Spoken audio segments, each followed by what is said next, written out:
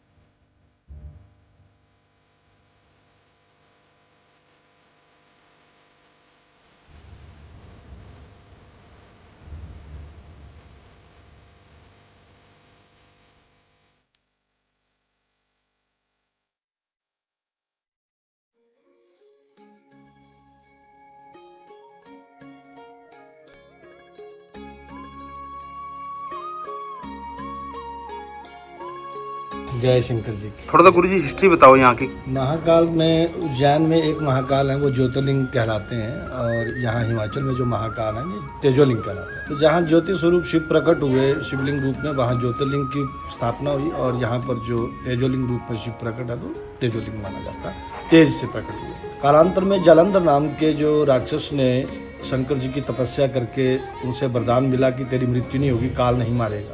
वरदान मिलने के बाद उसने देवी देवताओं को, ऋषियों को, सबको तंग किया। तो फिर भगवान शंकर महाकाल बनकर उसका वध करने के लिए तैयार हुए, लेकिन वध करने से पहले उससे अंतिम इच्छा पूछी। तो अंतिम इच्छा में उसने यही मांगा कि मुझे ये क्षेत्र मेरा पीठ के नाम से प्रसिद्ध हो। आप मुझे कैसे मार रहे हैं, जैसे कि आपने वरदान दिया मुझे कि तुझे काल नहीं मारेगा, मृत्यु नहीं मारेगी।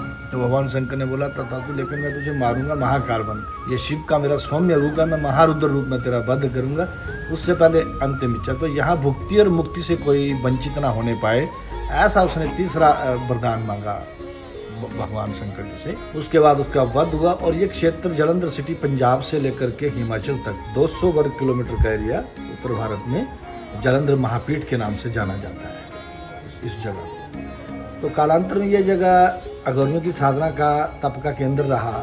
आम जो लोग थे यहाँ पर श्रद्धालु नहीं आते थे 1980 तक लगभग। उसके बाद धीरे धीरे स्थान को आम पब्लिक के लिए बनाया गया, और ये अघोरियों का साधना स्थल रहा है शुरू से ही। इसकी परिक्रमा में 4 जल के जो प्राकृतिक कुंड है, अपने आप पानी आता है इसमें। तो ये ब्रह्म कुंड, विष्णु कुंड, शिव कुंड और सती कुंड, 4 जल के कुंड है। इन चारों का जल जो है वो एक बड़े तालाब में जाके यहाँ स्नान का एक विशेष महत्व है। जैसे गंगा आदि तीर्थों में स्नान का महत्व है, यहाँ पर भी गंगा, इस गंगा में भी त्रिवेणी बोलते उसको, यहाँ भी स्नान का एक महत्व है। जैसे निर्जला एकादशी पर, यहाँ निमानी एकादशी पर बहुत बड़ा एक मेला होता है, वो महाभारत काल से है, पांडवों के टाइम से। तो बहुत सारे लोग यहाँ पर स्नान भी करते हैं और पूजा पाठ अपना करके जो है वो मोक्ष की ओर आगे बढ़ते हैं।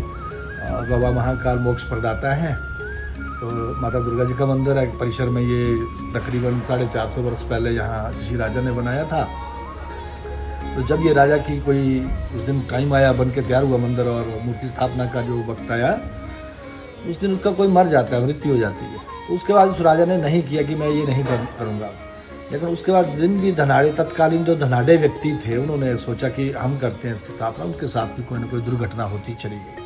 तो फिर लास्ट में सभी डरने लगे, तो फिर 1982 में जाकर के स्वामी रामानंद जी के प्रयासों से इस मंदिर में दुर्गा जी का स्थापना हुआ और ये शमशान अंदर था, अंदर से इसको बाहर शिफ्ट किया हुआ है बाद में 1982 के बाद। और शनिदेव जी यहाँ जो पूजन है यहाँ पर महाकाल जी के सानिध्य में होता था, क्योंकि शीश हैं शनिदेव महाकाल जी के, तो तभी तो बहुत कम लोग आते थे शनि पूजा के लिए, तो इसलिए यहाँ पर ही पूजन होता था। जब लाखों लोगों के पता चला और भारतवर्ष से बाहर से भी यहाँ पर लोग भाद्रपद मास में दर्शनों के लिए शनि शांति के लिए आते हैं, तो फिर अलग से स्थापना देना पड़ा शनि शिला रूप में और शनि मूर्ति रूप में। शिला में तेल आदि तिल वगैरह माँ वगैरह चढ़ाते हैं लोग, काली चीज़ें शनि की, और जो शनि मूर्ति रूप में यहाँ पर कपड़ा वगैरह या महाभिषेक जब होता है तो यहाँ पर ये कपड़ा वगैरह चढ़ाया जाता है। वाले में तो पता नहीं था, एक सीक्रेट जगह थी, इसको आम पब्लिक लोगों के लिए जो हाईलाइट के इसको बनाया गया वो स्वामी रामानंद जी के द्वारा बनाया गया। तो जय बाबा महाकाल, सभी का कल्याण करें बाबा महाकाल।